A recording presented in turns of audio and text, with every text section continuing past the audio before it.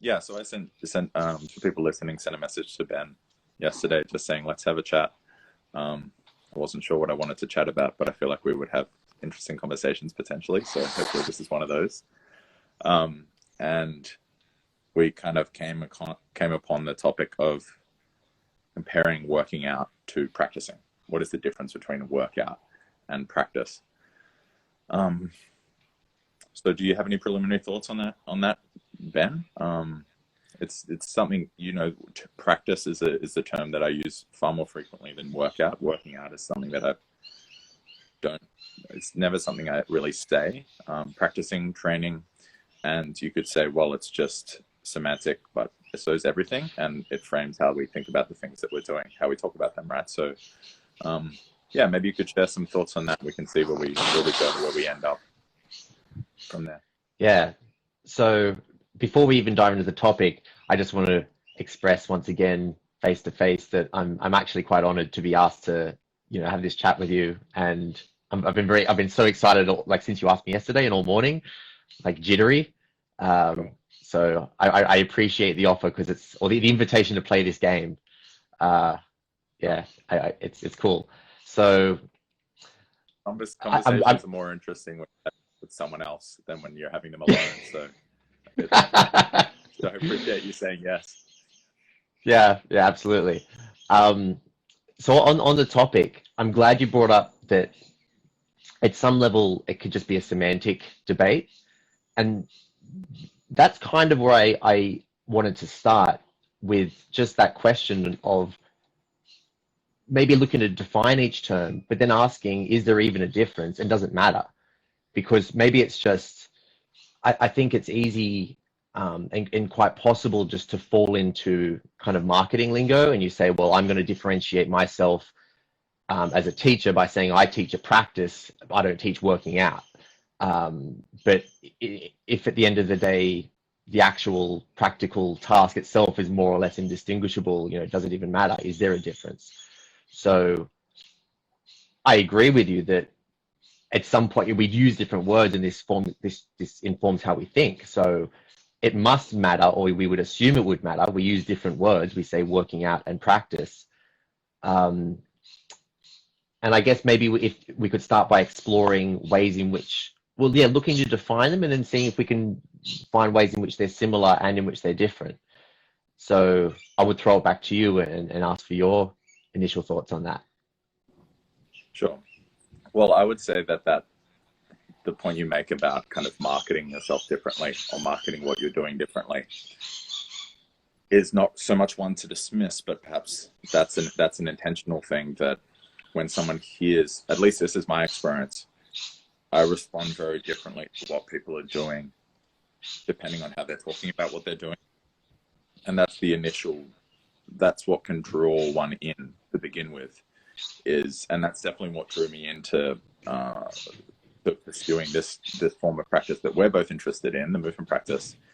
To begin with, was noticing, these people are talking differently about physicality.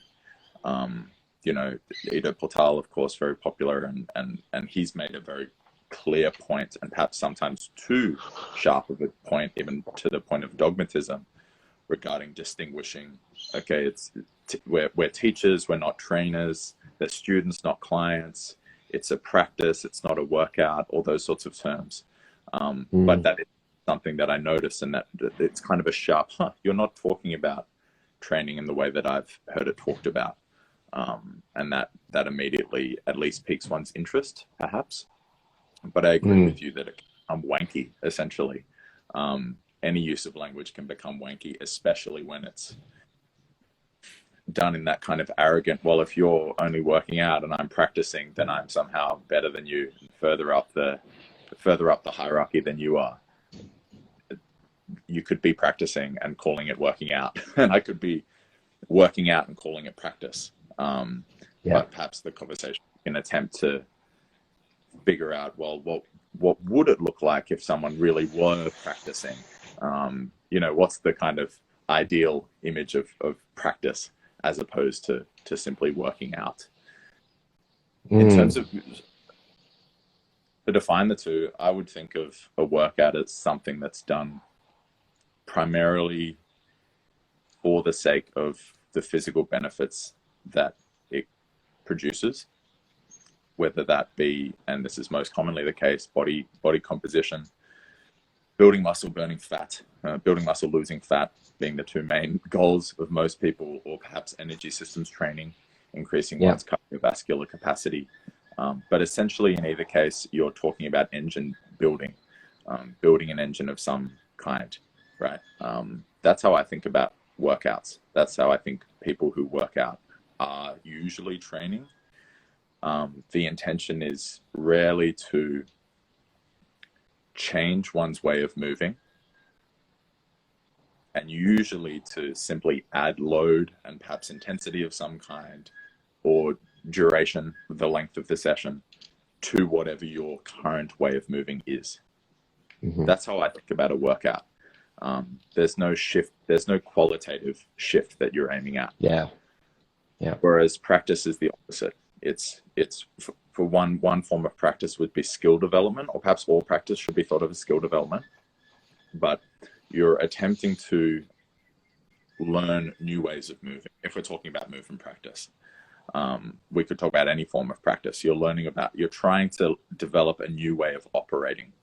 And that could be learning the skill of balancing on your hands, or it could be learning the skill of responding differently when your wife tells you that she's not happy with something you've done, or it could be learning to become aware of your breath and being able to use that as a tool to affect your nervous system. Regardless, it's a shift in the how. It's a shift in the manner of doing. That's how I think about practice.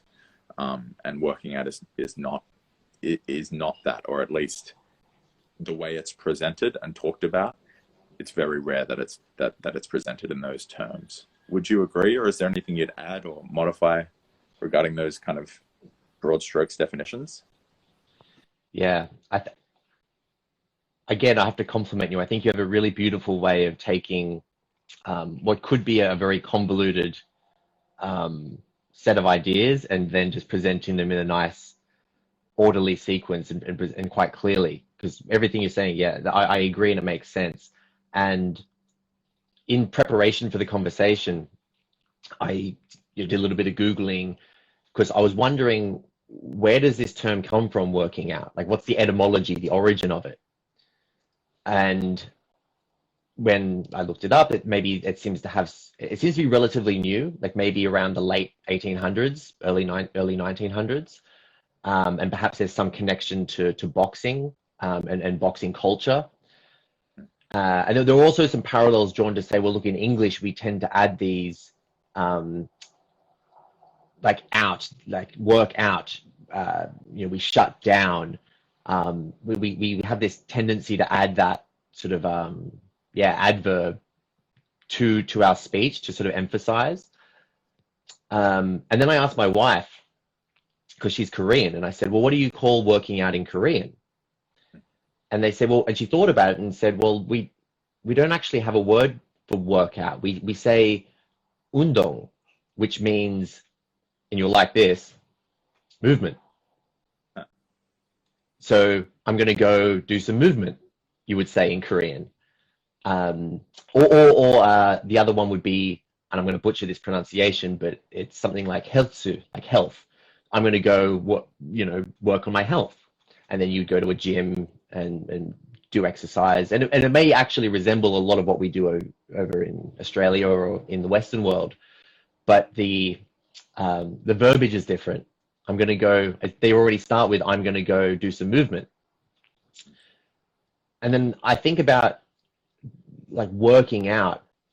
And this was born out of this chat with my wife. We're thinking, well, it sort of implies or draws this parallel to work. And I think the way we conceptualize work, or at least the way I've always thought of work growing up, is that it's an obligation. It's something that I will inevitably have to do. It's part of my responsibility or duty of being a part of society. And so I'm going to go, it's part of my work. It's an obligation. And then when I compare that to how I think about practice feels like something that's more of a choice. I'm and even moment to moment, like you don't just choose to turn up to your practice. Every moment within it, you're choosing to be present. And it's really, I mean, you could work with a teacher, and there might be a sense of obligation to your teacher, but even that relationship is one you've opted into. That's a choice that you've made, as opposed to work, which we know, if we want to live in society, we have to work, we have to earn money, we have to pay bills just to take care of absolutely fundamental basic needs. It's an absolute necessity. So I wonder if, at least in the way we think about it within our culture, when we say working out, that there's this sense of obligation that comes with it. And as soon as something is an obligation, it's hard to feel jazzed. It's hard to get excited for an obligation. Maybe it's burdensome. It's tiresome. And then even that word out, like to work out, it relates perhaps to what you're saying about the body being conceptualized as an engine, or the way that we treat the body is addressing and trying to upgrade simply the engine. And it's this, very mechanical description. It's like I work and then I deplete. I go to exhaustion. And, and I see this in, I mean, this is how I used to train, and this is how I learned to, this is, I guess, culturally how I conceptualized training when I was a teenager. And even still, when I look around at most, the way that most people exercise and move their bodies, it's with this orientation towards depletion. And like you said, more this mechanical pursuit. And there's a great pride. Like you'll often see people will turn up to a workout, maybe, hesitant, and some are excited. Don't mean to generalize, but maybe a common narrative is you turn up hesitant, resistant, but then you start to push, you start to empty, and it's upon the emptying that there's this great elation, a sense of satisfaction, of accomplishment, and then that's reinforced by your peers who cheer you on, like empty the tank. And I've said this so much, especially when I was training full-time in boxing. There's this you want to empty the tank, like there's a pride in that, and this is seen as a very positive thing. And I'm not even saying it's not a positive thing. I'm just trying to understand and describe how working out is conceptualized. But then maybe the problem is that we think of that style of moving the body, that approach, as being the way, the only way. And I guess what's excited me about learning about the movement practice and going into this culture and practicing it myself is that there are other possibilities that may be enriching in different ways. That was a lot, but I'd love to hear your thoughts. Yeah, that was great. I'm glad you did some Googling and started to think about it in those terms, because I was just walking this morning thinking about what are my thoughts on it. And you've added something there which is really interesting. I think you're right about, well, maybe it's a criticism of work in general, how we think about work, but that we tend to think of work as something that you're just trying to get through, right? So when you're working, it's something that you want to finish. It's something you want to be done, right? And I feel like a workout is, and again, I don't think we want to demonize either working out or of course practicing, but generally speaking, a workout is something that you're doing to get done, right? So there's this distinction, and this is something that I had to try to learn for myself, and I'm still learning, between doing many things, which I don't think is a problem, but that's very different from getting many things done. And when you're getting many things done, you're always orienting toward the future. Yeah. You're generally speaking, you're doing things where you know what the outcome will be. So we feel most engaged in work when we don't know exactly what the outcome will be. We feel the least engaged when we know exactly what the outcome is going to be. I'm going to do this workout. I'm going to feel this way tomorrow. I'm going to get sore. That's evidence that I emptied the tank, right? That I worked to my limit. And I know exactly what's coming from it. There's a more of a curiosity in practice, and there can be more of a curiosity in how one approaches one's work, depending on what one is doing in their work. where you're going in not knowing exactly what the outcome will be. It's more of a play. You're playing a little bit more with reality, not playing in the sense of, oh, it's just fun and whatever happens happens, but there's an openness to how the practice could unfold, how that day's session could unfold, a curiosity about, well, where is the reality at and where am I at, and you're playing with that connection rather than extracting something from yourself or from the world, knowing what the outcome will be, which is usually how I think work is conceived, and how working out is conceived.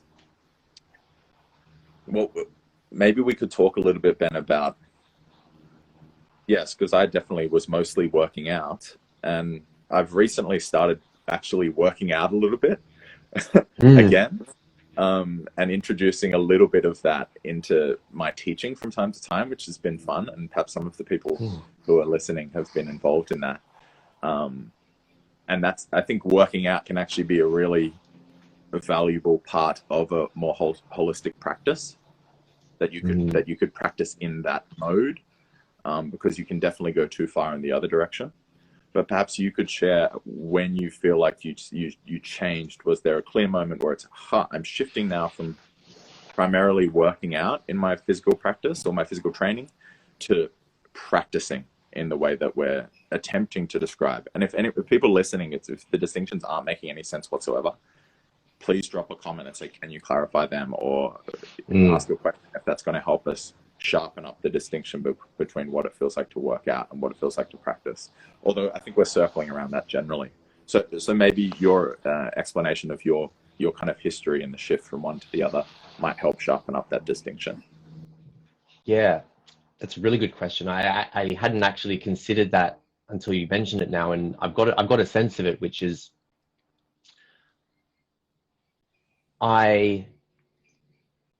to answer it as directly as I can, I think the shift began when I was forced to, or I felt compelled to address my approach to my training, given pain, limitation, and getting a sense of going almost, taking one step forward and taking two steps back. Especially because a lot of my training was very, maybe you could call it like very yang intensive, like very heavy strength, boxing, so aggression, impact, producing force, building muscle. And I guess I believe that was a path to a self-development, because I suppose that's what I was interested in, to growing and getting better. And I think I've always had a sense of wanting to learn about myself to some degree and improve. But this was the method that I found and that was working for me for some time. And then when enough time goes by dealing with pain, like the memory that I have quite vividly is walking around the shopping center as a teenager. So I guess between the ages of like 13 and maybe 16, 17 is when I really started to become aware of it. And I would walk around the shopping center, and within about 20, 30 minutes, I'd start to get like back pain, lower back pain. And it would be like a fire that would just build, and I'd have to sit down. And it just occurred to me that seemed totally ridiculous. And I would ignore it for some time, but eventually I just thought, like, stuff it. I need to understand what's going on. Either I believe that this is something inherent to who I am, it's just a structural, a genetic malfunction, and it just can't be helped, and this is my life, or I believe that there's something that can be done about this. And so then I start to investigate, and you look into other forms of training and other approaches. And I guess some examples of those might be things like yoga, or different forms of stretching, and I think what occurred to me was that the difference seemed to be the difference in these methods wasn't so much what was happening physically, but it was the intent, and it was the mental approach. And then that just gradually led me to I started to value, I suppose, people. I started to value people who could move their bodies in a variety of ways besides just the ability to produce force to lift. I started to value bodies besides the ones that were like heavily muscle bound and looked like aesthetically symmetrical and beautiful, because I was starting to recognize that that image isn't necessarily associated with health and well-being like I thought it was. But, and you know, and then the rest is history. But yeah, I think for me it was trying to escape this, like this oncoming freight train almost. You know, this pain that would kick in. I get even when I was a young child, like I was swimming a lot. I get a lot of I guess what I'd consider now like a tendonitis in the front of my shoulders. And it was realizing this wasn't getting better, despite all the exercise that I was doing, despite all the working out. So it started with trying to escape, yeah, this negative situation, and then it gradually starts to evolve into the pursuit of positive things, trying to actually build on capacity and complexity, etc. Yeah. How about you? I had a very similar. I didn't think there was a sharp demarcation, but I can share one experience which was similar in that respect.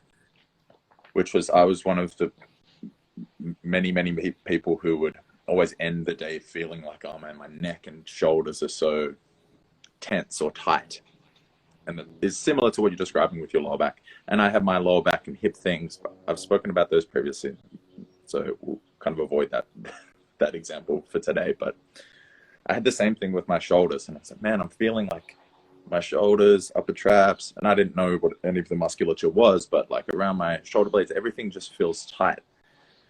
So I started stretching. It's like, okay, if you've got something that's a part of your body that's tight, then you stretch, right? That's how you make it loose. And I suppose my stretching sessions were workouts. Like the intention was, well, I can get my shoulder into this position. Can I get it more open? Or I can get it into a certain degree of shoulder extension prior to knowing any of this terminology. Can I get it further into that range? Can I stretch? Increasing range of motion was the goal of those stretching workouts, if you will. And I got more flexible shoulders. So I got really good results, but it had zero effect on how I felt at the end of the day. It had zero effect on the tension carrying in my shoulders or around my shoulder, particularly the upper traps. And then one day I noticed this. I do have a vivid memory of just walking. I was walking the dog, and I noticed that I was holding my shoulders up, and I tried to let them relax back down. And then I got home and I went to the bathroom, washed my hands, and realized that while I was washing my hands, I was holding my shoulders up. And then I tried to drop them back down. And that started, the shift. I think the shift between working out and the main difference between a workout and a practice is awareness. It's the quality of awareness that where are you orienting? When, like I said before, when you're working out, you're orienting toward the end of the workout primarily. Now, some people will do this. So a bodybuilder who's really trying to get the maximal contraction out of, say, the bicep, they'll cultivate very high level awareness of that muscle, which I don't want to denigrate. Like that's a real, an interesting body mapping process that we could discuss. But to stay with my example, I started realizing that all day I was holding my shoulders up. So it was no wonder that at the end of the day, the muscles responsible for holding my shoulders up were really sore. And that it didn't matter how flexible I was, that wasn't going to stop me from having my shoulders up elevated all day long. So then I started practicing relaxing my shoulders down. And the trick I used was I coupled it with every time I washed my hands, because I'd noticed, okay, I'm washing my hands with my shoulders up. From now on, every time I wash my hands, I'm going to check what my shoulders are doing.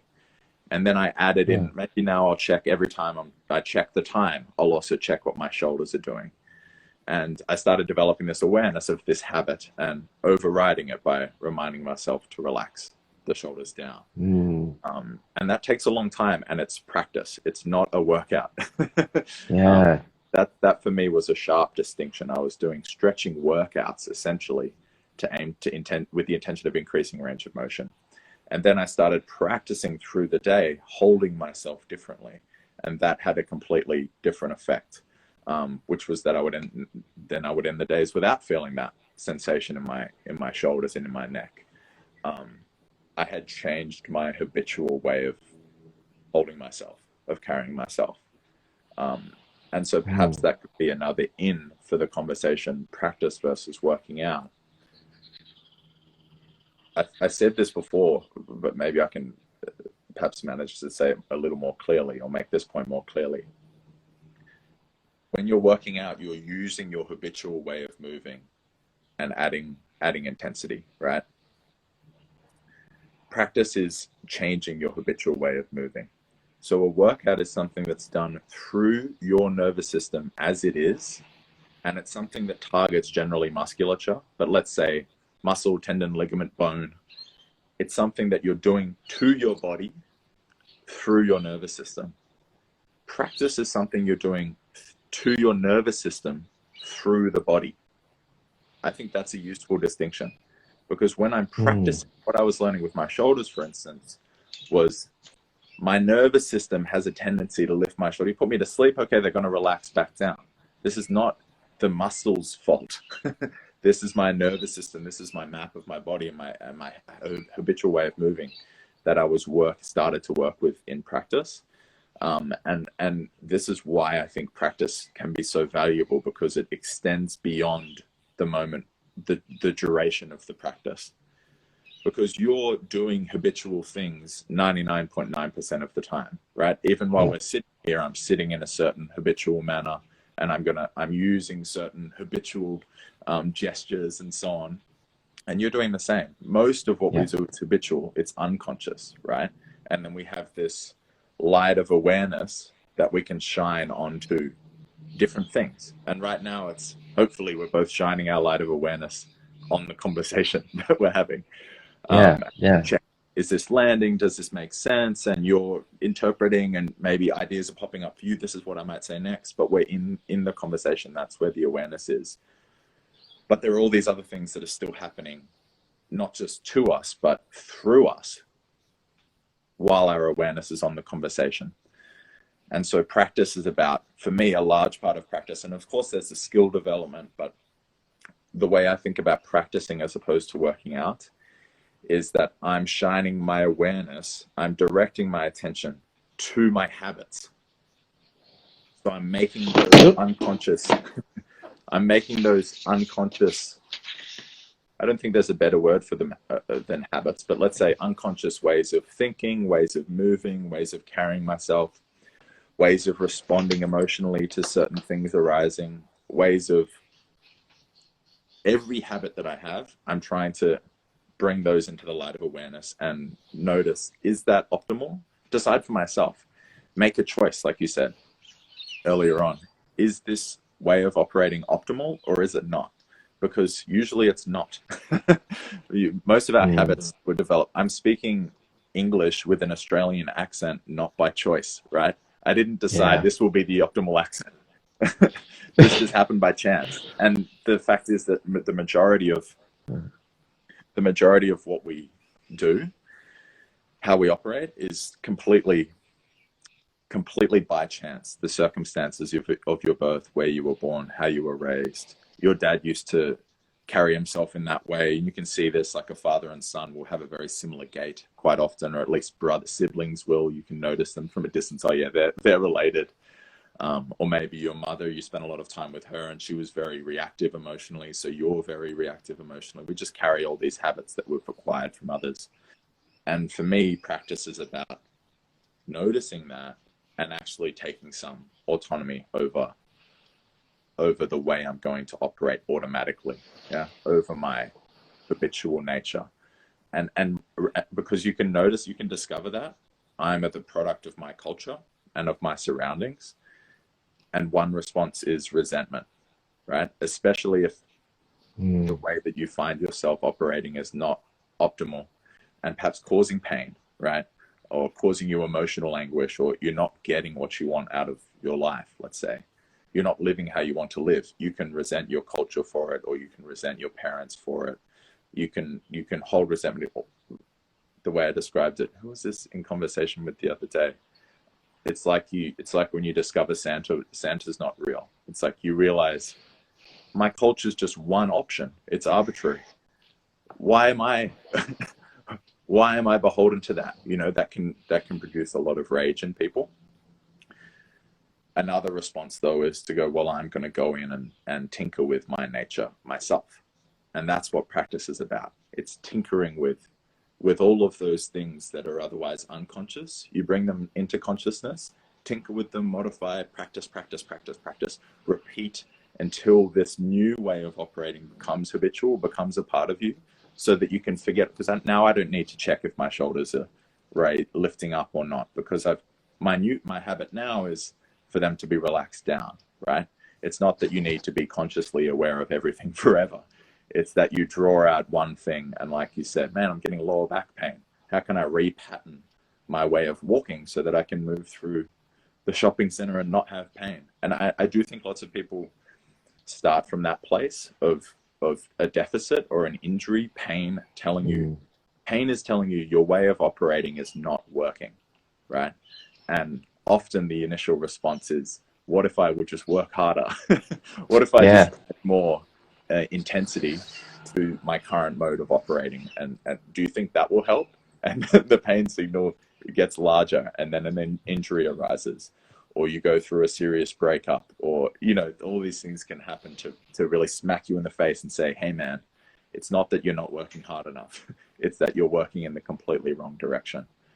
And none of those realizations arise if all of your training is simply working out. Yeah.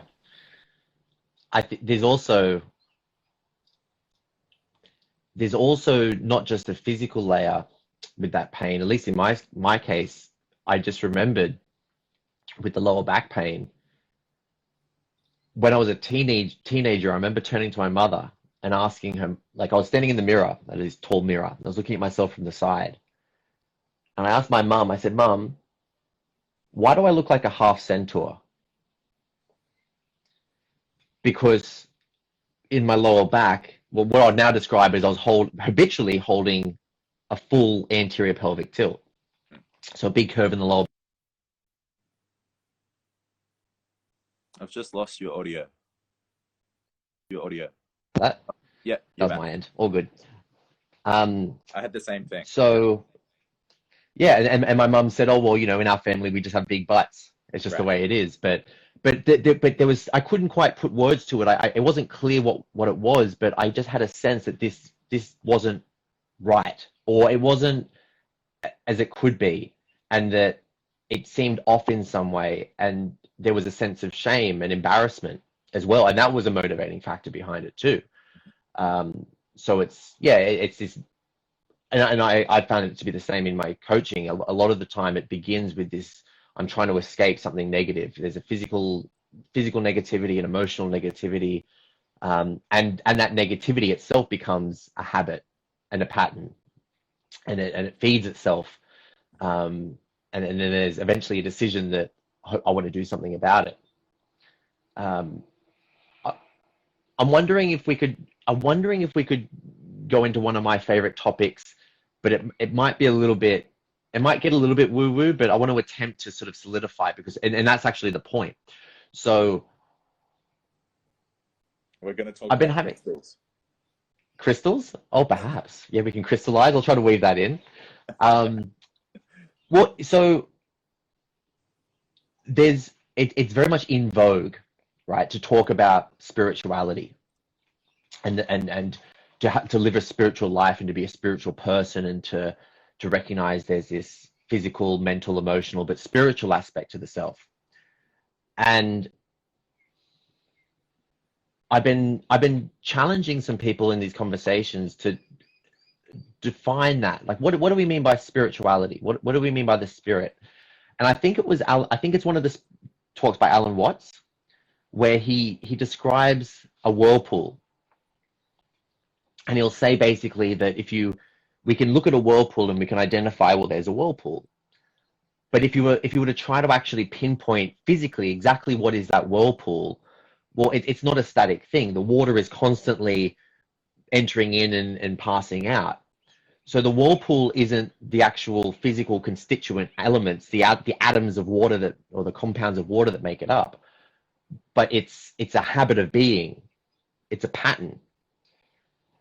And I wonder if when we talk about spirituality or the spirit, that if it isn't any more than just that, it's the nature of a thing, and perhaps the nature of the thing are the habits, the patterns that make up that thing. You know, even within us, you know, our cells divide and we get a new set every 7 years approximately. So, you know, in many ways, the Tom that I'm speaking to today is physically a very different person than the guy I met even 3-4 years ago. So what is it that makes us beyond this physical self? And the cool thing about a human being that makes us different from a whirlpool, from a body of water, is that the whirlpool has found itself, you know, that it just is. It has no, as far as we know, there's no consciousness within the whirlpool that chooses to be the whirlpool. But as a human being, we can analyze ourselves and look, well, what is my nature? What are my habits? Are those habits serving me? Are they getting me closer or further away from what I want?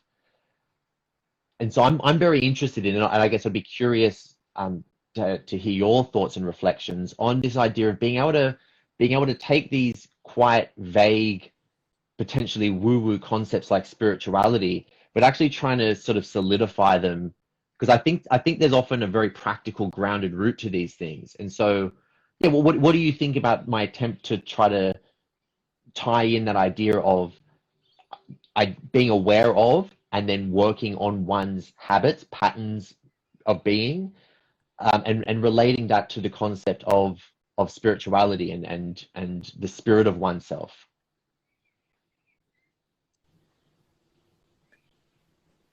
Well, I would say that whenever this conversation comes up or this topic comes up, I have a very similar response to you, which is, what do you mean when you say spirituality?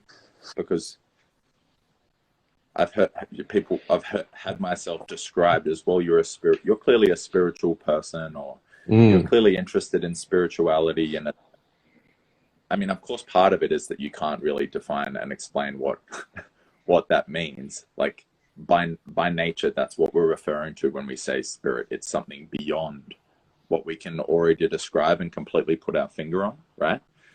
Something that's not, if we're contrasting, say, spirit with matter, then spirit would be that which we can't, the non-tangible that we can't measure, that we can't put under the microscope and zoom in and go, oh yeah, that's what an atom looks like when we look closely enough. It's like exactly what you say with the whirlpool. It's just whirling, and you're kind of trying to figure out, well, what's the essence of this thing? But I do think that the way that we say you've got a certain spirit about you, again, might be revealing. I like to think of it kind of the way you're describing as one's mode of being, one's mode of operating, right? That we can say someone's got, say, for instance, a joyful spirit, and that's someone who moves through the world in a joyful manner, regardless of what they're doing, right? Or that someone's got a courageous spirit, and maybe we can come to the topic. You had mentioned that in our quick exchange over text, that someone's a very honest person, that's a part of their spirit, right? And I think that we can, in that sense, that's exactly, for me, that's exactly what all the physical practice is about. Of course, it was prompted for me definitely by, I'm feeling pain.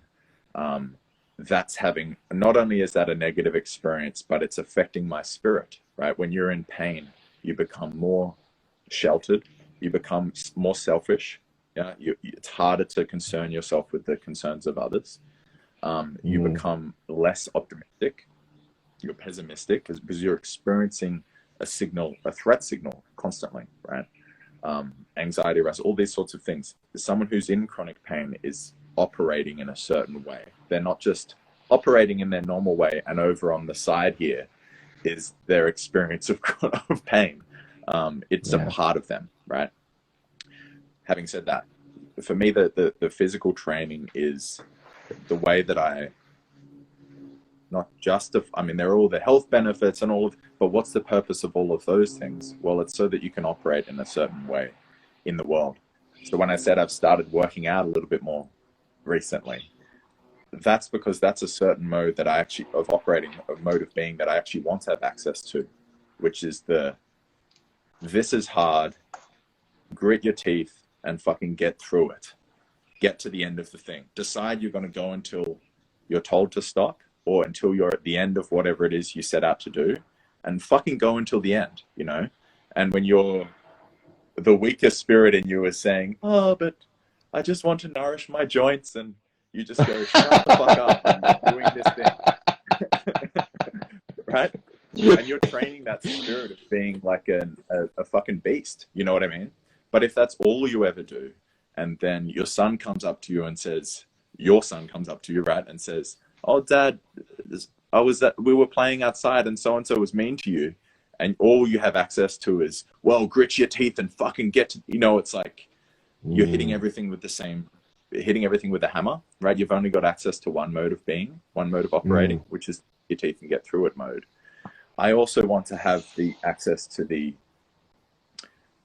let things be as they are mode, right? Go with the flow mode. I also want to have access to that way of operating. The curious, I don't know how this will go mode of operating. Actually, I do need a rest, and I do need to take it easy and relax the nervous system, calm the nervous system down. I want to have tools to access that state.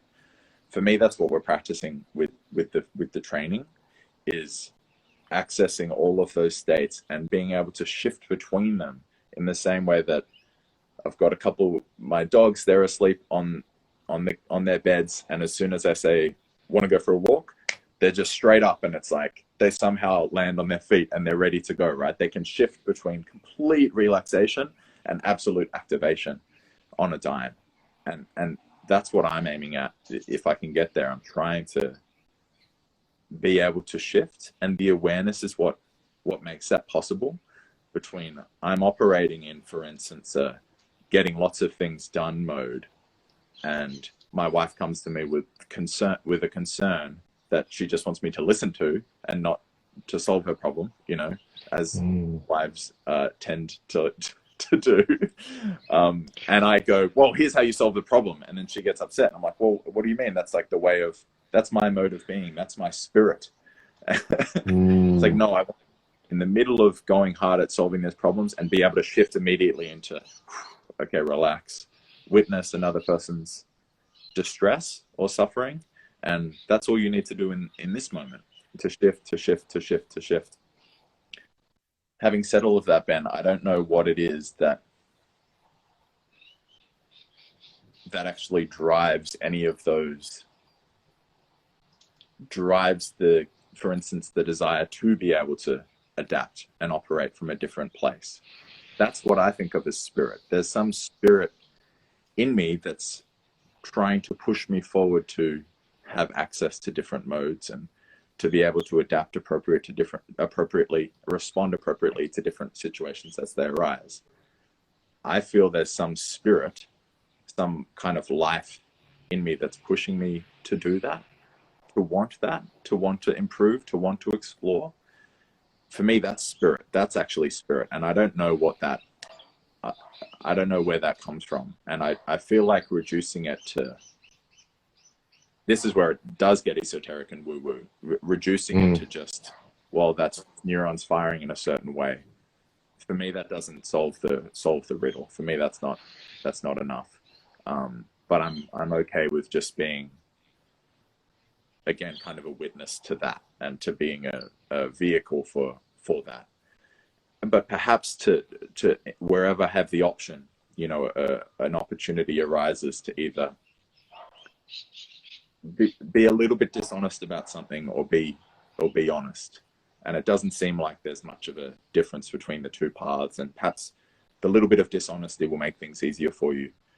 And you decide, no, I want to be an honest person. So I'm going to be honest in this moment. And you put enough beans in that bag and at some point you are an honest person. So, Mm. so I can make a connection here with philosophy, some of the things that I had studied. The ancients were on about that, man. They talked about developing virtue, which would be maybe one way of thinking about character. We don't talk so much about building character or developing virtue, building one's, becoming strong-willed, or become, all of these sorts of things, which may be thought of in kind of spiritual terms as a development of your spirit, right? The way that Aristotle, for instance, thought about that, this is someone I had studied a little bit of his work, was you have this animal nature in you, right, which is this kind of unconscious desiring part of you. You see the cup of coffee and you pick it up and you drink the cup of coffee, this instinctive mode of operating, right? And according to him, developing virtue was about taking the rational, the cognitive component, or the rational mind, let's say, the rational part of you, and habituating that more animal element to operate and respond in a different way, which is exactly what we've been talking about regarding changing your habitual mode of responding. And that could only happen through repetition, right? That you could only become an honest person by telling many truths, and that you could only become strong-willed by pushing through many obstacles, right? Or you could only become mindful by noticing many things through every single day. That's the only way to get there. And I think at the moment we're in this interesting place in our culture where there's so much information available that we're kind of just living in that world of, well, if I know enough things, that'll solve my problems. And it's not the case at all. And our experience with pain and many people's experience with everything is, no, it's noticing that you have this mode of responding to things, this mode of being, this mode of operating, that the chances of being optimal are close to zero, right? Mm. That you have the potential to change just through repetition and by committing yourself and going, man, whenever I have one of these conversations, I talk far more than the other person. I'm going to become a listener, right? And then I try to practice that and practice that. And every time I fail, well, now I'm remaining the person I already am. So that's a lot. That's a lot. That's a lot. Time for you to practice listening, my bro. Yeah, of course. Yeah, exactly. No, 100%. That was beautifully put. And I think that can tie in nicely to the topic of courage being one of these virtues that perhaps it's something that we think of as built in. There are people who are courageous and there are people who aren't. Or perhaps we could look at a quality like courage as one that can be developed through practice. That it's like you said, perhaps it's a quality as part of the overall container of character that we don't acknowledge or talk about as much, but in modern times. But that, I mean, if we look at the actual definition of courage, it might be something like being able to act in the face of fear, being able to do despite the circumstances, not being in your favor. And I think this is the story of humanity, right? Like every day, we to say nothing of the modern, of our current situation with lockdowns and whatnot. Just in every ordinary life, we're constantly facing our fears. It might just be, at the end of the day, our fear of our own mortality, but we continue to get up and act despite that. But I wonder if courage is something that it's one of those qualities that emerges from a practice that perhaps would be either not emphasized at all within the context of a workout, or it might even be a situation that you want to, I don't know, perhaps you want to avoid it, but I'm not sure on that. But I'll give you the example that I'm thinking of in terms of a practice. So this is something that occurred this week with one of my clients or students or friends, whatever you want to call them. We're out in the park, and you're working out. We will. we're working out. We're working out in the park, and we were, and I asked. It was my student Alison. So we we're going to do some hangs from a higher bar. Normally we've been doing work where her feet are on the floor, so and the bar is low enough that she just simply grabs it. But this week we worked on a higher bar, one that was a couple of inches beyond, her overhead position, so she'd have to jump, and she was scared. It was something that she went to do it, and then she couldn't, and she didn't understand it. She's like, we discussed what's the worst case scenario here. It's the bar is 2 inches above your fingertips. And I even demonstrated this is the worst case scenario. You grab it, you slip, and then you tumble a little bit, but realistically, it's nothing. And she knew that. And perhaps when I was younger, perhaps when I started coaching and it was more oriented towards working out, I would ask her to try a couple of times, but then, okay, let's change the exercise. Let's move on. We need to keep the workout going because there's a plan and we need to stick to it and we need to get to the end. But we sat with it, and, I asked her to try, and every time she'd walk up to the bar, she'd almost do it and then back off. Oh, then walk up to the bar and almost do it, and it's, and she, I don't know why. She was so frustrated. I don't know why I can't do this. And to the point of tears, really getting upset about this situation. So then I thought, well, let's actually make this part of the task.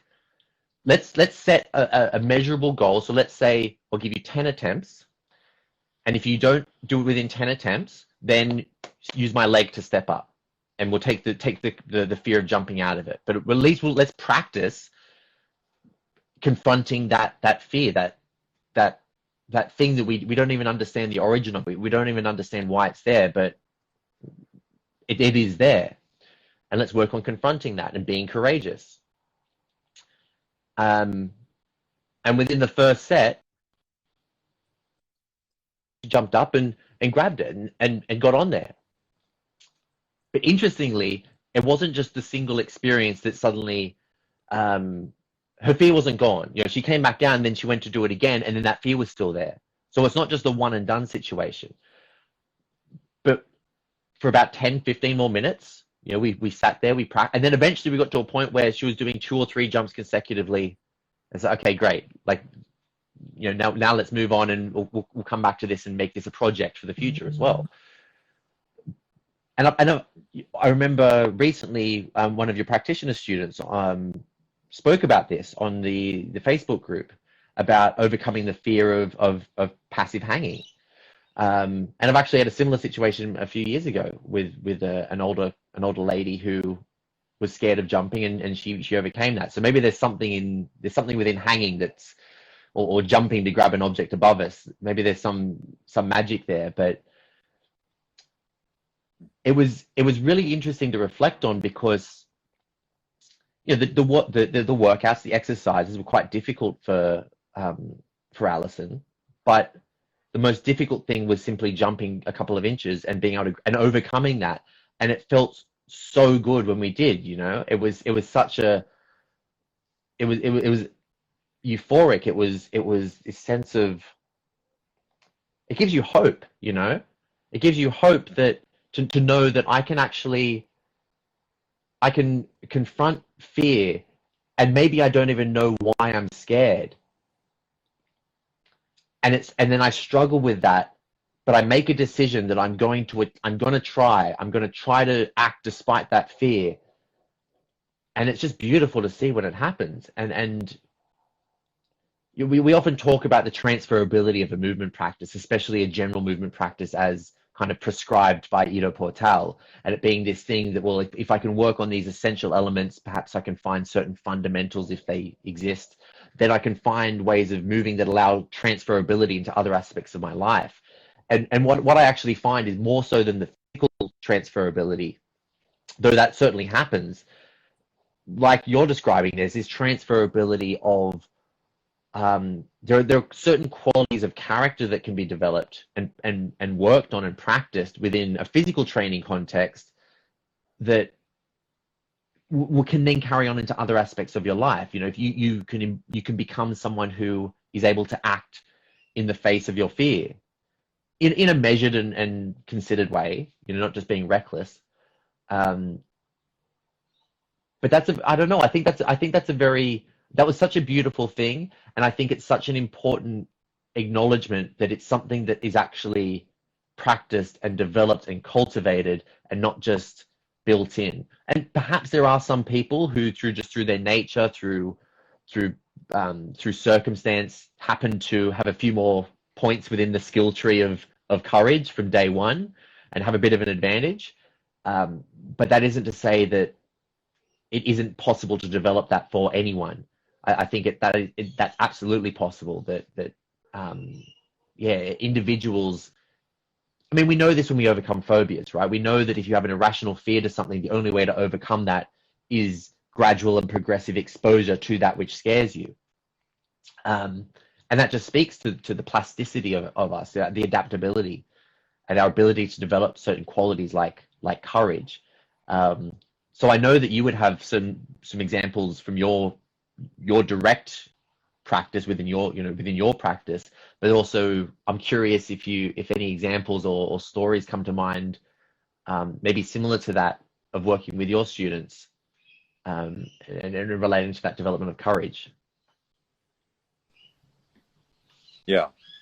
Well, I agree. There's special moments, and that like in my mind, they're actually the moments that you're hoping will emerge. Yeah. So shifting your orientation from, oh, we intended to complete this training session to, a fear has arisen. There's a barrier for you. Let me encourage you, right? Give you courage, or try to give you courage. I will encourage you. And I think this is actually our biggest is encouragement. That's what we're doing above all. That has never occurred. Encourage. That has never occurred to me. It's like breakfast, right. Like break fast. Encourage. Exactly. Yeah. That's brilliant. Yeah. Yeah. That's your job, I think. A good teacher who has some level of expertise knows what's actually, because when you're trying to cultivate courage, you're afraid of something and you're trying to face it. If your fear turns out to be justified, you have so much more work to do to overcome that fear. If you don't know what you're talking about, right? If you don't have a significant, sufficient level of expertise, and you say, just jump up, and you will see this is like during a workout, what a trainer will often do. But actually, you're not ready for that, and they have a negative experience and fall. Well, now you're going to have to do 1,000 successful reps to get over that fear, and would have been sufficient if you hadn't fucked it up as the teacher. So sheer encouragement is kind of not enough. It's like the teacher's role is to see what you could become and to encourage you to become that and to lay out the path. Well, you're here. You've told me you'd like to move in this direction, right? You feel weak and vulnerable. You'd like to be strong and resilient. Well, here's a path to take you in that direction. If you'll just trust me and wander along with me, you'll get there. Yeah. And those experiences, like, I don't think it's possible I think it's very difficult to be courageous without having had an experience of that already, right? And whether that experience was stemmed from someone jumping up to hang from a bar, or removing a box to hang freely from a bar, they were afraid, they faced that fear, they experienced what it feels like to leap into the unknown. Because I actually think courage is, you said it's acting in the face of fear. I think it's acting in the face of uncertainty, and usually uncertainty produces fear. But you'll see certain people who they're just so in the habit of acting in the face of uncertainty that the fear doesn't even arise. The emotional response doesn't arise. So the uncertainty is. So can you hear that? Someone's emptying bins out there. No, it's okay. It's very, very quiet. Yeah, it's pretty good. Right, loud for me. The circumstances are uncertain. The potential emotional response is fear. and your action is either courageous or cowardly. And knowing that, back to awareness, being aware that this is a situation that's arisen in which I can choose to either be courageous or cowardly, and that every time I make the courageous choice, I'm becoming a more courageous person, infuses your life with far more. It's more important what you do if you're viewing things in that way, because you're going to experience the world through yourself, through your character. And if every time a circumstance arises where a fear is put in front of you and you decide, not today, I don't have the energy, I don't have the capacity to face that fear, you'll become a fearful person. You'll become a cowardly person. And that's frightening. To me, that's more frightening, right? If the building's burning down and your son's inside, you're afraid of the burning building, but you're more afraid of the death of your son. So you go inside, right? So it's just recalibrating your fears, to acknowledge, if I don't face this tiny fear, however pathetic it might feel, I'm choosing to stop, to be the kind of person whose fears stop them from acting, right? I'm choosing to be the kind of person who cannot act in the face of uncertainty. And I don't want to be that kind of person. I want to be the kind of person who is courageous, right? And I want the people around me to be courageous. And so encouraging them, helping them to experience that and have a physical experience, whether it's someone's learning some acrobatic movement that terrifies them, or someone's really frightened of handstands, which is very common, or someone's afraid to hang, which, like you said, is also quite common, to hang from a bar with some space below them. Whatever the fear is, you're afraid to jump from this ledge to that ledge. If you can have an experience of facing your fear, then you have something to draw on next time some other frightening, uncertain set of circumstances arises, right? And if you can really cultivate that habit, that virtue of being courageous, then you don't have to decide next time. It's harder to decide not to face the fear, right? You've done it that many times that a fear arises and it's in front of you and you go, this fear doesn't even matter, but I know that it's going to tear me up inside if I don't face it, right? So that's where I think it's useful to distinguish the emotion. Okay, there's this fear response from the circumstances and from the act. Another example, which might, and I haven't really shared examples, but I think people will get the idea. Let me come back to this point about hard workers. I'll try to come back to that in a moment. In terms to actually respond to your question, like facing fears, I think of it this way: regardless of most people who come into practice with us, they're thinking about their skills relative to everyone else's, right? So if I feel fear doing a passive hang, then I'm somehow inferior to you because you're completely comfortable with the passive hang. For me, it's that objective experience has nothing to do with it. It doesn't matter. If your fear when hanging is as intense as my fear is when I'm attempting a backflip, then we're both confronting the same. We're having the same experience. And so I try to remind people of that. Like, you're afraid of just walking up onto your hands to go into a handstand against the wall. And this they're afraid of falling out of this acrobatic movement and landing on their head. You're afraid of landing on your head. They're afraid of landing on their head. You're both having the same subjective experience. So you're both level in that respect. You're equal. And if they really let that uncertainty get the better of them and you don't, then in my mind, if we do want to build a hierarchy, then you're above them, even if the skill you're working on is objectively easier. So that knowing that, we're all going through that same subjective experience, regardless of our circumstances, I think is really valuable, because it allows you to reframe toward what character am I cultivating? What kind of person am I deciding to become? And if we can all be courageous, regardless of what arises, right, then that's better for everyone. Regardless of what arises. So habit development allows you to make those things automatic, right? And so I was going to use the example again of being a hard worker. For a hard worker, it's hard not to work. It's no longer hard work. It doesn't actually it's like someone who's you're so motivated. How do you train 6 hours a day. How do you keep your motivation up? And it's like, well, my trick is never to rely on motivation. Because if I'm only training when I feel motivated to train, there's like once every 6 months where I'm like, oh my God, you know, the muse has struck me. I got to get out there and train. It's like, no, don't rely on motivation. The first session of a new phase. Exactly. Yeah. Maybe Mondays. Maybe it's just Mondays. Yeah, maybe Monday. After a day off. That's the purpose of practice, is building into yourself the traits that you want to be automatic, so that you draw on them without having to think about them. In my mind, and courage is the same way. It's this, the future's uncertain.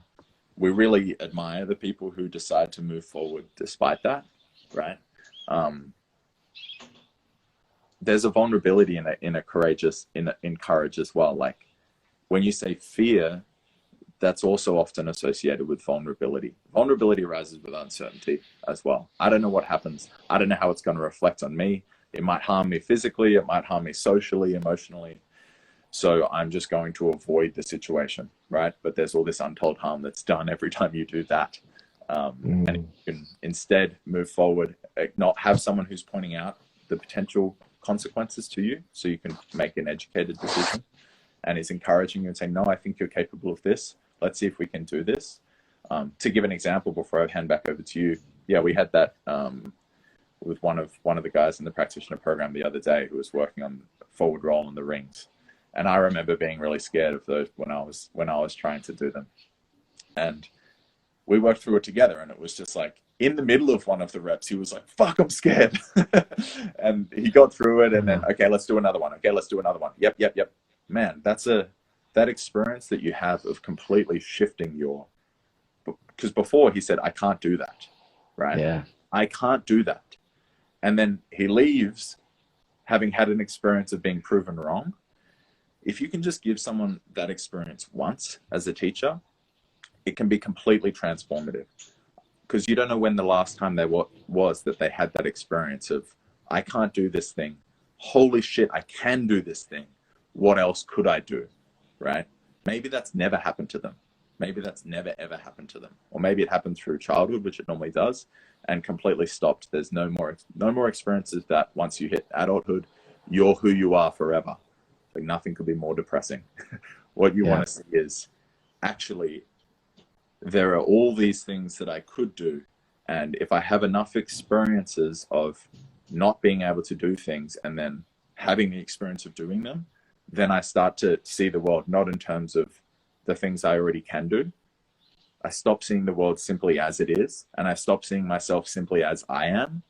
And instead I see the world as what it could be, and I see myself as what I could be.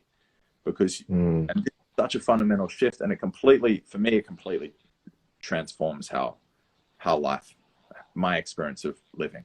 It's like I'm viewing the world as it could be. I'm viewing myself as I could be, what could become, right?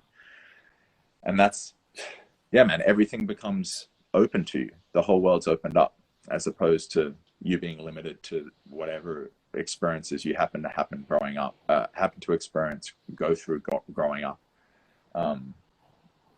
Yeah, man, I think a courageous person is excited about the future. That's another way to think about it. Yeah. Or they're at least curious. A cowardly person is afraid of the future. Yeah. That's it. That's a distinction. And if you can choose one of them, I choose excitement and curiosity. Yeah, absolutely. It's something I'll often say when I'm working with someone. I have one rule. We do not say I can't. We don't say the C word, because as soon as you say that I can't, then you've stripped yourself of any possibility of being able to do, because you're not even going to try. You're not even going to contemplate taking the first step. And then that becomes a habit, like you're saying. That becomes, you become someone who tells himself that they can't do things and then doesn't. And that experience of really, really empathizing with your peers despite what level in the, the technical hierarchy that you're practicing at, to be able to relate experientially and to say, I know what it's like to be uncertain, to be afraid, to feel like you're going to hurt yourself, to like, that's what I absolutely adore about the practice. And what just moving with others, teaching others, is it takes away that sense of hierarchy and separation. Like, I'm the teacher and I know what's going on, but it becomes a more empathic, relatable experience where, like you're saying, what you're doing may be technically quite simple to me, but I know what it feels like to struggle and to be uncertain and to overcome and to confront fear and to feel vulnerable, because I try to put myself in that situation every day. And it's, it was something I was reflecting with my wife this morning, actually. It was just one thing that I love so much about this physical practice, about this culture, about this pursuit, is that it's a way of connecting with people, really connecting with people in a way that's it's independent of other stuff. It's independent of your other value systems, of your particular hobbies, of your politics, of your preferences. It's a very grounded human experience.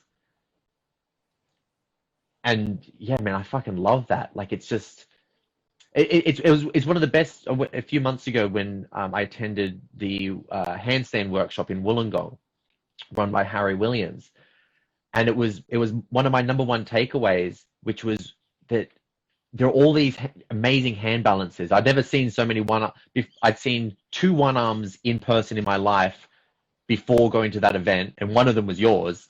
And at that event, there was like 5 guys doing one arms at once. But being there, being around these people, you learn they're just human. They're just like me. We're all on the same path, and everyone struggles. Everyone struggles with themselves, with the task, has good days, has a ton of bad days. And somehow that, like, more than all the technical cueing and what the knowledge that we gained, it was that relatability that was so powerful from an experience like that. Yeah, it's incredible. So yeah, I don't know. I don't. That's kind of the thread with that one. Yeah. Was there? Maybe I guess I'll put. Well, Go can ahead. I ask you, what was there? Yeah, can you remember a time? Was there a shift for you when it went from maybe the practice being more about trying to feel, maybe it's trying to satisfy a sense of pride and being big and feeling and trying to squash vulnerability. And then was there a period that you can recognize where it shifted into actually embracing vulnerability and seeing that as part of the process, and perhaps even that being the process itself? I don't know if I can. I don't know if I can say that there was a distinct moment where that happened, but definitely shifting from just practicing to teaching was a key part of that for me.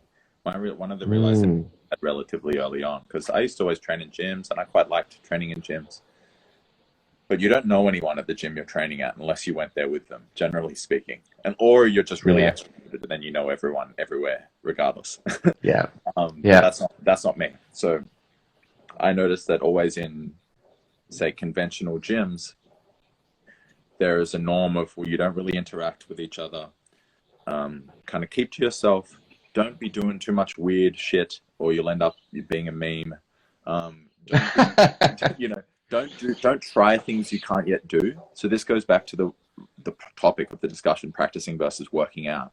Well, usually in a workout, you're trying to do something you can already do, but perhaps a few more times, or perhaps with a little more weight. But you don't want to go completely out of the box, because in a conventional setting, and the realization for me was this doesn't just apply to gyms, it applies to most of our lives. Definitely in Australia, the culture is this way.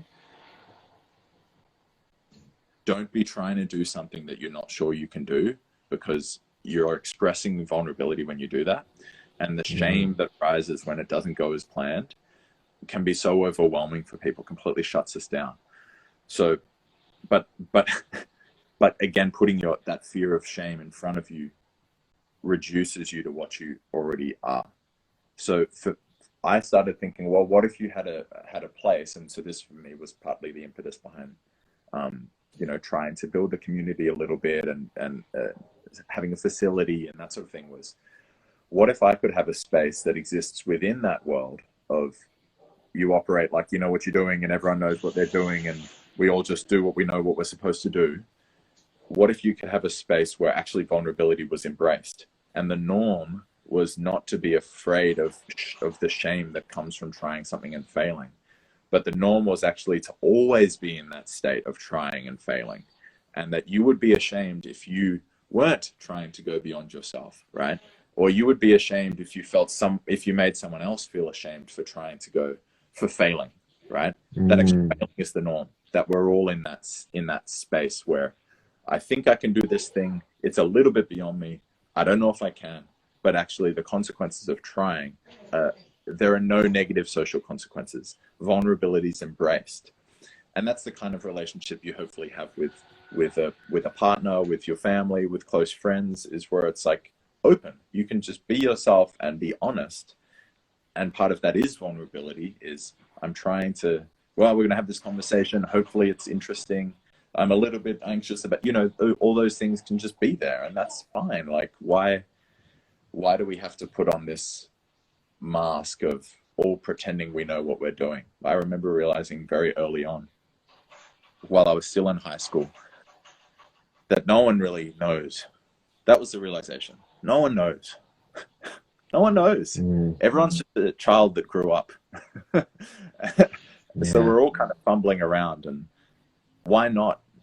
Most people's fears boil down, so this comes back to the courage point. Most people's fears boil down to fear of other people. Yeah, there's a fear of mortality for sure, and that's at the root of many things. I think at the root of almost everything else is a fear of other people. It's a fear of how I'll be treated if I try to do this new thing, that if I try to shift my life in a new direction, how will the people I already know respond to that? If I try to share my ideas, how will people respond if they don't land? Will people find that interesting? Well, if I try to teach and I'm not very good, it's like, man, let go of all that stuff, because no one knows, and everyone's asking that same question of themselves. And if you can just acknowledge that, then it's like everyone's like, oh, thank Christ. It's like you feel like you just got home at the end of the day, right? And you can just go, whew, I don't have to pretend anymore. Yeah. And that's where laughing at yourself can be really, really useful. And I try to remind myself to do that. Like, okay, I'm putting on this. Like, I know what I'm doing. I made a mistake. We all acknowledge it and laugh at it. And you do that when you walk down the street and trip over, right? You've had this experience, you trip over and you look around for like someone to laugh with you. And there's no one there, so you're just walking along having tripped, smiling. You feel like you're even more of an idiot, but it's like you just want someone to relieve you of that and go, hey man, we all trip, it's all good. That's the kind of mode that I try to live in, is where the vulnerability is embraced, it's accepted, it's acknowledged, and we're all just like, we're in the same boat. And anyone who purports to know more than you probably does in some domains and doesn't in others. And when it comes down to the kind of most fundamental questions, we're all just apes trying to figure it out. We've just become aware of what's going on. We're whirlpools that realized that we were whirlpools, and that's about as far as we've gotten so far. Do you have anything to add, Ben? Or maybe we've been going for 90 minutes. I don't know who's still listening. We've got a couple of lasters who came in at the very beginning. survivors. Oh, maybe to wrap up, or do you have anything to say? Sorry. Well, there are different threads, but nothing that kind of is an organic branch from there. So I don't want to force it, but maybe if we could throw it out to anyone who's watching, if there are any questions or comments that we could riff on for a little bit, that could be fun. I'm open to that. Yeah. So if anyone has anything to say or ask or comment on or anything, feel free to do that. If you don't and you all just leave, then we'll get a clear signal that we've talked about. Let's see. I wonder how many people just have this in the background. Jack said, can you see the comments, Ben? No, I just see that people have joined. Okay. Jack says, just enjoyed being a fly on the wall. Vicky says, same. Oh, I see a couple. Oh, that's funny. Yeah, I only get a couple of them. I don't see everything. You're going to have to curate. That's okay. That's all I've received. I think we've spoken enough. Is there any practicing, working out? Neither's bad. Yeah, maybe we covered it. We covered the topic. Yeah, man. If you're going to work out, put it this is how I would think about it. If you're going to work out, make a decision about it. Make it intentional. I'm working out knowing that I'm cultivating this particular mode of operating. And then maybe make a different decision tomorrow. Oh, I see. Okay. Is the spirit changeable? Maybe we covered it.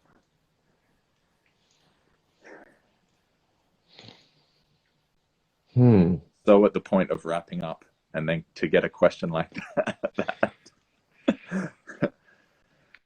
Well, okay, I'll throw one idea out there.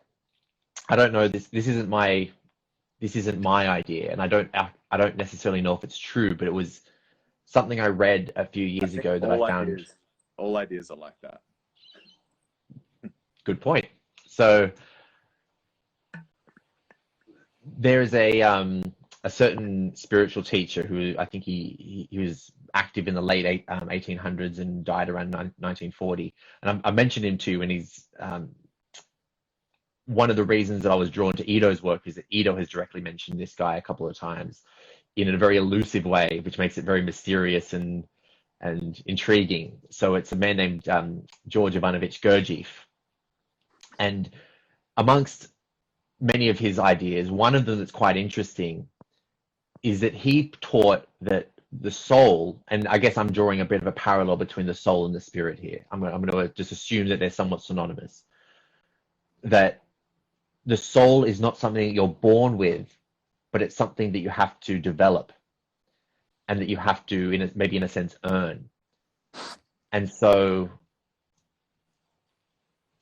when it comes to can the spirit be changed, I sometimes try to play with that idea and wonder, well, perhaps, like you said, there's this instinctive self, like Aristotle taught. There's an instinct that, and I see this in my son, especially in his early months and within the first 12 months of life, that there isn't really this sense of dynamic personality. Everything's very reactive in a quite a logical way. It's like I'm hungry, I cry for food and I get fed, and then I'm happy.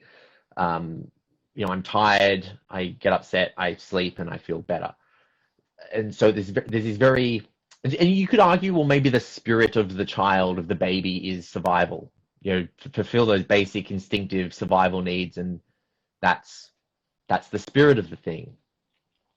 But I don't think that's actually what we're talking about, because all this conversation is about being aware, looking at oneself, seeking to understand or to know one's habits, one's routines, and then choosing to practice and to act in a way that allows you to maybe keep the routines that are useful, discards the ones that aren't, and then seek to develop new routines, new habits, new patterns that are better suited to your situation, to where you're at and what you want. So while you could argue that there is one is born with a spirit, a certain spirit, we could also look at it and say, well, is it really your spirit if you are just acting purely out of instinct, acting in a very mechanical way, and you've never actually developed any routines, habits, patterns from choice? And we see this, we see people, or we even know it within ourselves, that typically when we operate in a very mechanical way, when we just do the things that are expedient, that are easy, that are very reactionary, that these tend to be the behaviors that lead to really undesirable outcomes. Like, we live in a world of abundance of food, and a food that is, very attractive to us. We walk past a food court and we smell the salt and the sugar and the fat, and it's appealing. You're drawn to it, and I think it's the instinctive mind, it's the instinctive self that's drawn to it. But if we always listen to that, act and operate in an instinctive reactionary way, then we overindulge, and it leads to all kinds of metabolic disorders and increased risk of cancer and diabetes and heart disease and all the things that cause most of our physical suffering, and probably our mental and emotional suffering too in our modern world. So I don't think any of us consider it desirable to just act out that purely instinctive spirit, full stop. It doesn't seem to be a very good way to lead one's life. And perhaps a good way to live life is to act with awareness, with consciousness, attempting to choose your habits. And so maybe within those choices, like it's a very kind of metaphysical way of looking at it. Again, yeah, you can't really put your finger and say this is what it is physically, but perhaps the spirit of the developed person, where they are daily looking at their behaviors, and choosing routines, to either keep routines or to discard or to add new ones, that maybe within that you've now developed this new sort of meta spirit of being someone who lives consciously, lives with awareness, makes choices. And I guess I wonder, I ponder, is that what Gurdjieff meant when he says that you're not born with a soul? It's something you have to develop. So on the question of, is the spirit something that can be changed? Maybe it's hard because there's no real blank, I don't know of any words for this, but maybe the true spirit, the one that you choose for yourself, yes, it can be changed, and in fact, it can only, maybe it has to be created from scratch by you. Maybe you aren't actually born with it, in a sense. So every moment of operating spiritually, yeah. Maybe so Dean responded, I don't know if you see his comment. He said, No, I yes, can't I see agree. it. It's our activity actions. You can see it? No, I can't. He said, it's our activity actions patterns that define us. So if that's true, and this is spirit/soul, then yes, it does change. It's hard to think about. So historically, we have said animals don't have souls, right? We have said that if you're not human, you have a soul, or you don't have a spirit, right? Spirit has so many meanings because there is that spirit in you that's hungry. You have a hungry spirit. You have that spirit operating.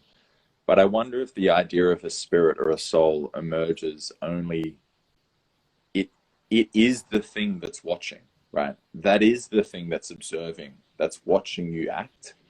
That this emergence of a self-awareness, self-consciousness, that's coupled with this conception, the emergence of the concept of a spirit or a soul as this separate entity that isn't just doing the acting, but is watching, right? That you have some part of you that's perhaps more enlightened than your mere animal mode of operating, that can see how you're operating, that watches, right, observes, and can say to you, and this is what your conscience does, you're not operating in the optimal manner. You're being selfish or whatever it is. We have this special ability to observe ourselves, to watch ourselves. This is awareness, watching yourself act. And I think if you take that seat more and more often, that's how you cultivate, that's how you develop perhaps spirit, or you cultivate they're not terms that I use so often, you know, spirit or Yeah. soul. I think of just awareness. I think that you can cultivate a higher state of awareness, and that thinking about it as higher and better is actually the right way to think about it. So we have this ability to observe ourselves, to watch ourselves acting, right? To become an object for ourselves. So we have a subjective experience, but we can also watch that object, ourselves as a being moving through the world, and tinker, play around, and say, no, actually, let's go in this direction. We can make decisions. We have choice. We have some freedom, which comes from that. I believe that there's, whether I'm the thing that's making those decisions or it's some spirit that I'm not actually in control of is an open question. We're not going to talk about free will, but there is something that's watching. And basically what I think happens as one's awareness increases and we move to let's say a higher state of awareness, a higher plane of awareness, is our conception of self expands. So we no longer view ourselves as the self who's trying to feed itself, the animal self, the self that's aspirational self. Yeah, I don't know. Dean said, I think you might be talking about an aspirational self. I'm not sure. I'm assuming there's some meaning behind that I'm not aware of that term. But we have this capacity to watch ourselves, and we have this capacity to shift where we're putting our attention, right? I watch the dogs moving through the world, and their attention is just drawn. And this happens to us as well. They just orient. Something happens, and they orient, and they orient, and they orient, and it's seemingly random. We at least seem to have this ability to shift our attention to something. We can attend to something else. And when all we're doing is attending to our needs, we're not operating in a spiritual way, in the way that people talk about spirituality. When we see that actually I'm operating in a world where the people around me are affected by the way I'm operating. And when I really genuinely notice that and care about it, then I have to include those people and their interests in my self-conception, right? I expand my awareness, my field of attention, to include those people. And then perhaps that expands beyond just the people I care about who are in my family to everyone in my community. And that expands out to every human on the planet.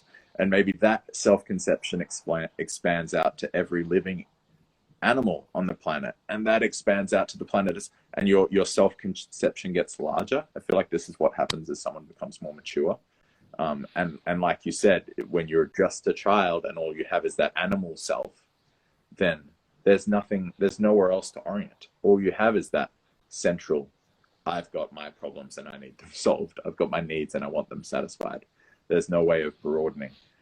So maybe there's something in that. I'm not sure. It's kind of a new thread for me, but this expansion, one's self-conception to be, it's not me and everyone else. It's us. It's us that I'm trying to observe, to be aware of, to attend to. And I would say you are what you attend to. That's how I think it makes sense to think of the self. When we're talking about a self, when we're talking about the whirlpool, and it's like, what's the whirl, what's the pool? It's like when you're trying to define what is a self, I think it's whatever you attend to. Because when you attend to the conversation, in some sense, you're completely filled with the conversation. You're completely absorbed by it. So during the conversation, there's nothing else. You're just the conversation. But if I'm in this conversation and then I shift my awareness and I'm looking at something else, and if I'm really just paying attention to that, now I'm that. Like my subjective experience is filled with that thing. And then if I put it into my body, and this is what we do in a practice, and this is what practice is shifting attention, right? Orienting specifically, then I can feel what's happening here. And now all of my awareness is full of the body.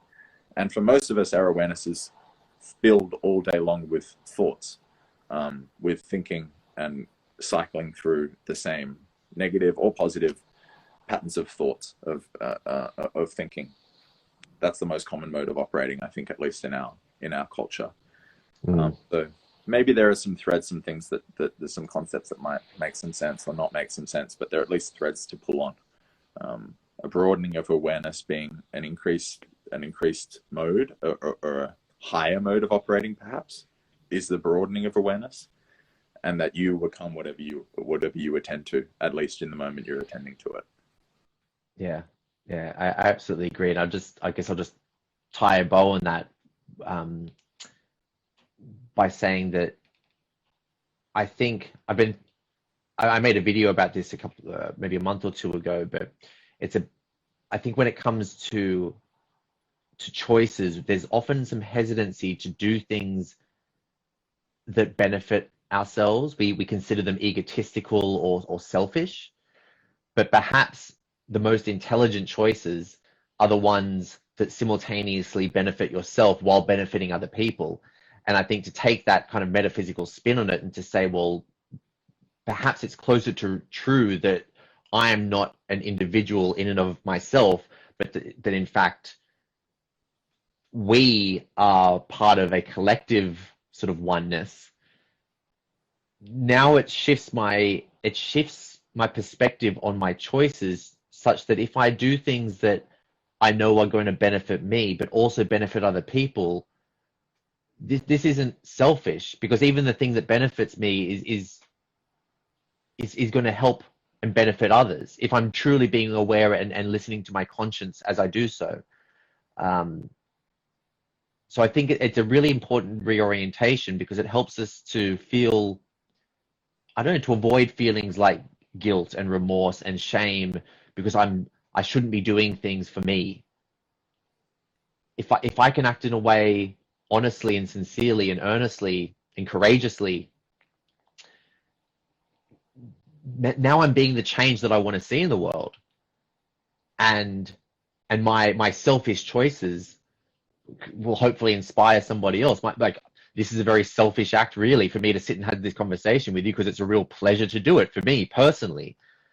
But I believe it's beneficial to you and to the viewers as well. And it's okay to feel good about that. Yeah, it's a good question. Yeah. Yeah. All right. I think we should wrap it up there, unless anyone has a final question. I know some people have just joined, but we've been going for almost 2 hours, coming up on 2 hours. So I'm happy to wrap it up. But if anyone has a question before we say goodbye, feel free to drop it in the comments. If it can be an easy one, like, can you change your spirit?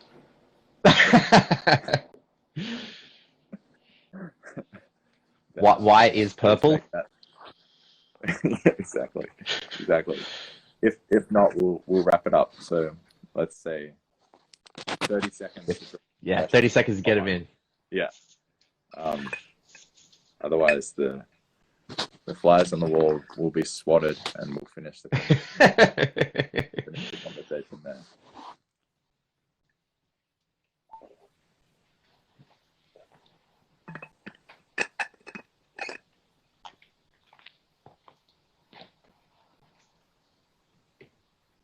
All right. A wave at all these people who joined. This is quite a fun. I don't get the wave button. Yeah, it's just for this host. I'm higher in the hierarchy than you are, just so you know. When someone arrives, you got wave privilege. I can wave at them. Yeah, it's quite a privilege. Marco says, thanks, boys. Dropped in and out, but was a pleasure listening. The world is a better place with you two in it. Thanks, man. Thank you, Marcus. Yeah. Marco. Oh, Marco. Thank you, Marco. All right, guys. I think we will leave it there. Thanks for people who listened. Yeah. Especially you, Ben. Thanks for listening. Thanks for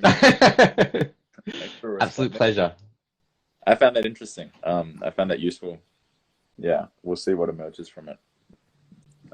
Looking forward to seeing how those ideas percolate. Yeah, man. At the very least, a good way to spend some time. Yeah, that's how I feel. Seemed meaningful to me. Once again, it was an absolute honor to be asked, and I think it's, for me, it was a bit overdue to have a good chinwag with you, and it's good to see you, good to chat. Good to have this dance of ideas. Yeah, and I'd love to do it again sometime, either on IG or just off IG, Let's IRL. Yeah. Sounds good. All right. Thanks, Ben. Thanks, guys, for checking. Catch up. Thank you, everyone. Goodbye.